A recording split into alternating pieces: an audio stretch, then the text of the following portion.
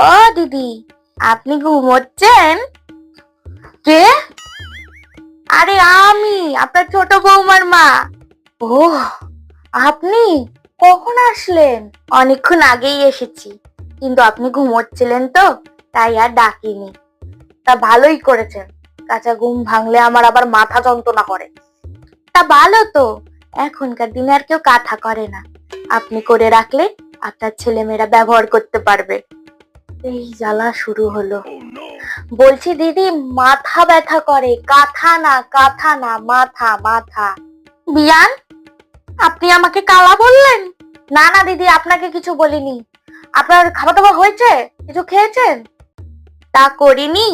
আপনার বড় বৌমা যা মা লক্ষ্মী, আমাকে কখন খাইয়ে দিয়েছে, তোর জোর করে সব করলো।